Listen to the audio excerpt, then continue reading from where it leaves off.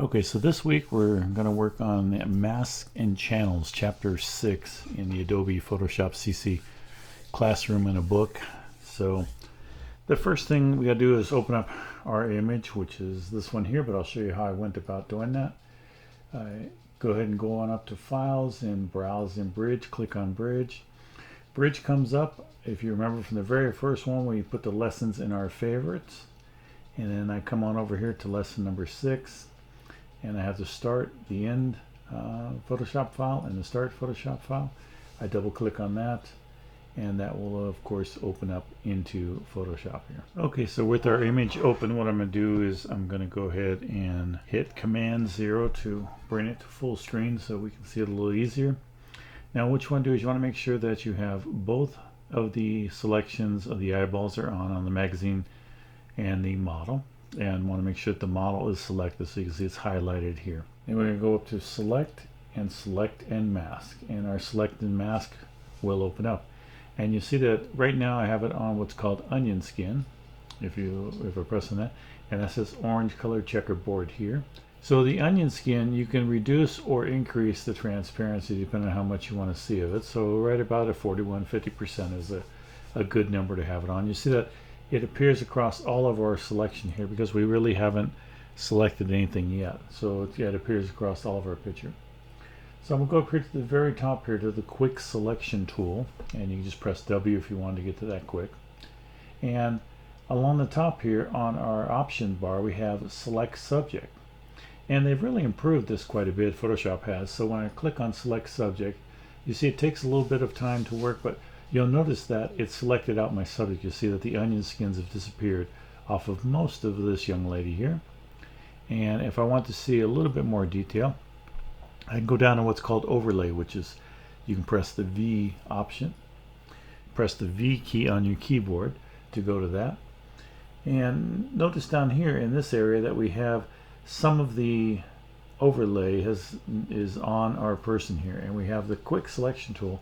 So what I'm going to do is I'm going to click and drag just inside my subject here, not going up to the outside. And you notice that when I do that, it finds the edges there. It sort of learns where the edges are. Now if I go too far, I can click on the minus here and just click on the outside here to get that back into the proper selection.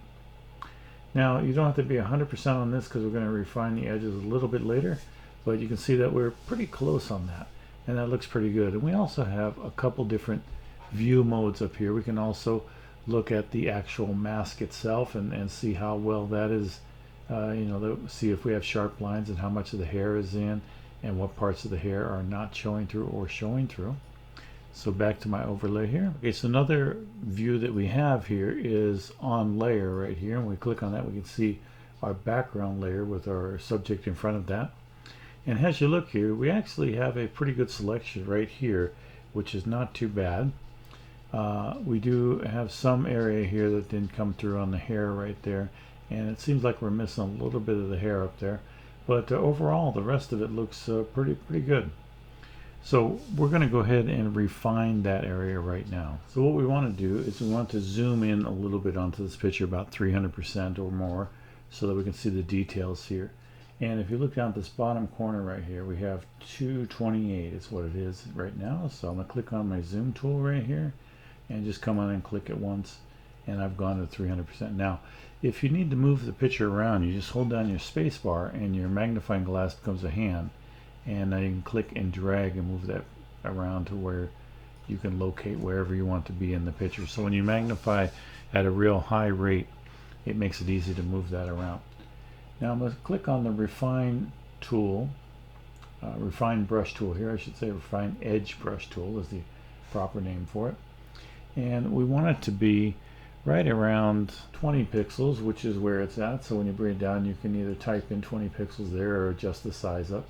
Hardness 100%. What we're going to do is we're going to take this brush and we're going to come on over here and we're going to go right, just click and drag down along the hair. Now you can increase or decrease the brush size by just pressing on the open bracket or close bracket keys, which are right next to the P on your keyboard. And you click on that and it makes the adjustments that's needed to refine the edges a little bit. And you can see that inside the hair here, I'm going to click on that. You notice that the hair is showing through. Now to see that a little bit better, we're going to go ahead and go back to overlay here and make sure that orange is showing through on these, which it is.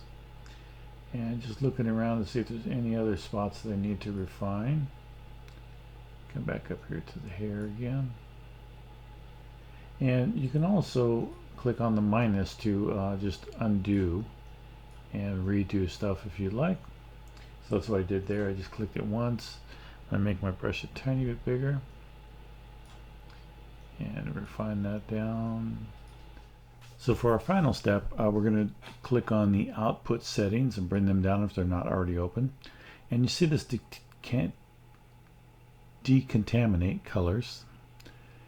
We're going to go ahead and zoom in again to about 300% just so that you can see the edges of the face here. There we go.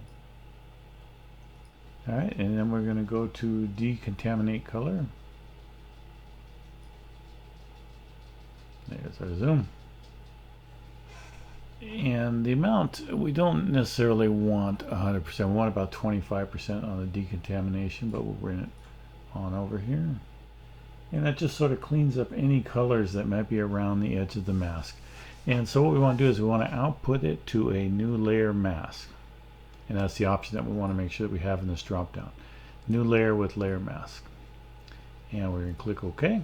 And now we're back into Photoshop. I just zoomed back out at Command 0 to 100% or fill the frame. So as you can see back in Photoshop, the model copy, which is right above our model here, it's automatically been deactivated. The eyeball is off and the eyeball is on the new model with the mask over it. You can see that that mask works perfect on this background. She's cut out really nice.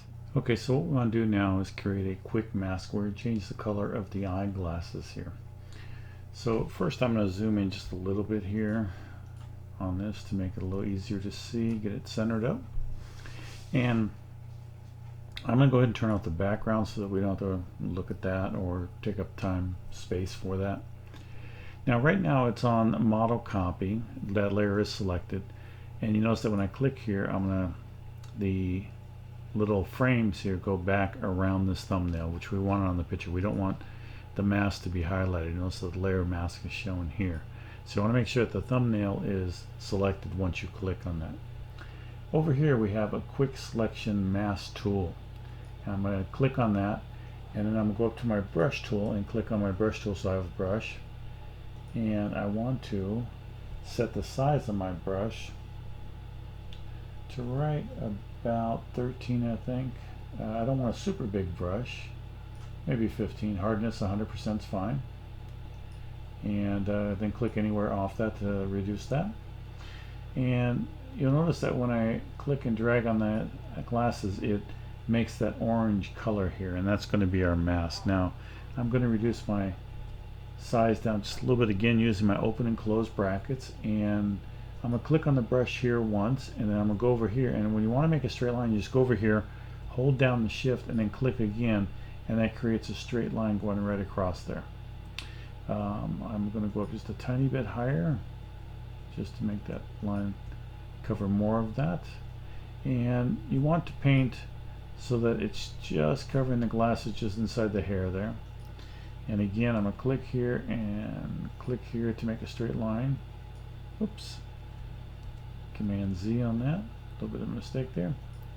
Click here and hold shift and click here to make a straight line going across there. Click here, hold shift, make a straight line going across there. And then now I can just paint around the glasses right here. And what we're doing is we're creating a mask with this painting here. And you notice that our layer has turned this red color, and that shows that we're on a quick mask mode there. And I'm going to come around here and just go ahead and make some straight lines here to cover these glasses.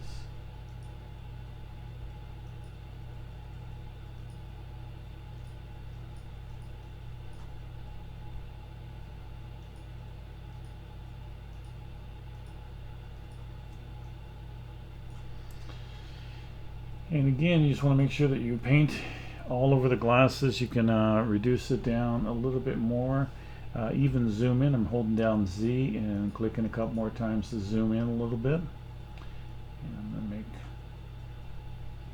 my line here a little bit smaller.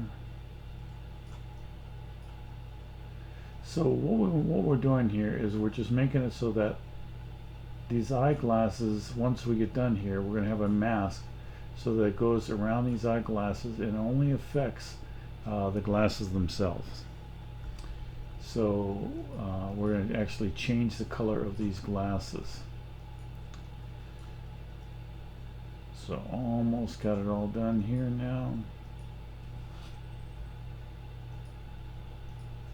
Okay, so that's good enough. I'm going to zoom out a tiny bit. Again, I'm going to hold down the Z and then Alt to make it a minus and zoom out a little bit here. So now we have our glasses here. Now if we go and click off our quick mask, you see that that has become a selection here. Now this is actually selected out. You can't really paint on this yet because it's actually only going to allow you to paint on the picture itself. So for example, if I make my brush a little bit, make my brush a little bit bigger here, I'm just going to go ahead and put another layer above here just so I can brush on that. And when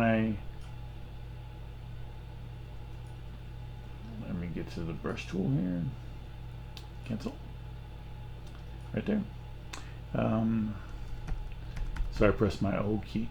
So notice that when I make my brush stroke here, it's actually on the outside of my selection. So Command Z to get rid of that. So what I want to do is I want to go up to Select and go Invert. And now this is my selection. So now when I come across here with the black, you see that it only paints inside the selection. No matter where I go around, it's just only going to paint inside that selection. So again, that's all done on a layer above. I'm going to go ahead and get rid of that layer. And now we're back on our image here. So with the selection, we want to go up to Image Adjustment, and we want to go to Hue and Saturation. And what I want to do is I want to bring the hue and saturation on over to about plus, I think it says plus 70 in the book, but you want to bring it over till you get this nice green on the glasses. That's what we're looking for, is to have this nice little green color on the glasses there. And click OK, and that looks really good. And then we're going to go up to Select and down to Deselect, or press Command D as you see the hotkey there, and deselect that. And now we've just made a quick mask of our glasses and changed the color of the glasses.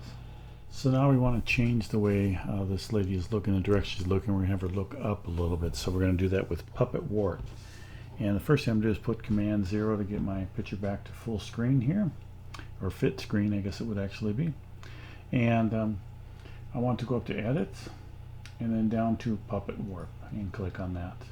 So when Puppet Warp activates, it has a little mesh around all of the image here.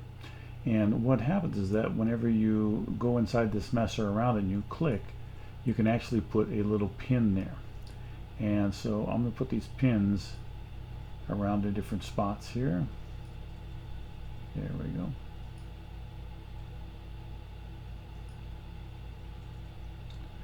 And I want the pins to come up and go around her neck, up in this area right here. Actually, Command Z, get rid of that one. I want the last one right there. And I'm going to come down here and put a few around here just to keep that all in place. So all these pins are outlining the points that I'm going to keep this steady and move this up a little bit. And to do that, I'm actually going to click on that pin and highlight that pin. Then I'm going to hold down my Alt or Option, depending on whether you're working on PC or Mac. And you see that it creates a circle around here, and I also have this little arrow, the bent arrow, which allows me to rotate. So what I'm going to do is left click on my mouse, hold, and I can start to rotate that head back. Now your book says to go 170, but actually when you do that, that's too far. So about 70 is where you want, not 170. Don't follow the book because that'll be way too far. You can see at 70 she's already looking up, and that matches the representation in the book. And I click and let go, and now she's looking up there. And once I'm happy with this. I just go ahead and press the OK button, and now we have her looking up. So this is where we want to be for the next step. So now we're going to place a shadow behind our model, and we're going to use our model as a template for creating that shadow. So what we want to do is we want to come over to this thumbnail, hold down Command and click on it, and you see that we've created an outline around our model, which is our marching ants. So we have a selection around our model now, and what we want to do is we want to save that selection. So I go up to Select and then go down to Save Selection and click Save Selection, and then we want to name that Model Outline, and make sure the channel is set to New here, and we'll click OK. Now notice that nothing has changed in our picture, nothing has changed really over here, but if you click on channels here, you see that we have a model outline channel right here, and that's a mask for that channel. Now with the selection still here, what we're going to do is we're going to create a new layer. Now with our model copies highlighted, go down to this little square box here with a plus and create a new layer, and that puts our layer above our model. We actually want our layer to be below our model, so we're going to click and just drag that down so the blue line appears between the model copy and the model. Let go, and the layer appears right below our model. With this layer selected, we're going to double click on the name, and we're going to type in shadow, so that this layer becomes our shadow layer. Now what we want to do is go up to Select and go down to Select and Mask again. And we're going to bring this up, and we're going to actually go ahead and shift the edge on over to about 36, more or less. And make sure that the output is to selection, because we want to shift that edge on our selection, and click OK. And so now we come back and we can see that our selection is a little bit further out than it was before. Now I'm going to go up to Edit and go down to Fill and click on Fill, and I want to fill that area with black. Now sometimes this may have background color or foreground color here depending on what you used last, so just make sure that it is black, and we're going to click OK. And you see that that layer now has a shadow on it, which is pretty black there. And most of the time, most shadows aren't going to be quite so black. So we right away want to reduce the opacity of this shadow down to about 30%, more or less. Oh, I got it right on, so there you go. So now what we want to do is deselect this. We want to get rid of our marching ants here. So go up to Select and Deselect, or Command D. We'll do the same thing. And while making sure that that is the shadow layer is selected, I'm going to go up to Edit and down to Transform,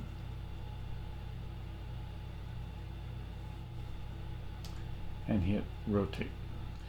So now my box comes up, and this allows me to rotate this as much as I want. So you can rotate it by hand, or you can enter 15, but we'll take and rotate it and we'll start going. And we want a -15 on it. So I'm just moving this on over, grabbing this edge, and just move it on over once I get the double arrow to about 15, 14.9. I think that's pretty close. And then I also want to take and move it to the left. And so I can grab anywhere inside this and just drag my mouse to the left. Now, you can also add that in to the X or Y there. You can see that that X is moving in that direction. And you can just type in 545.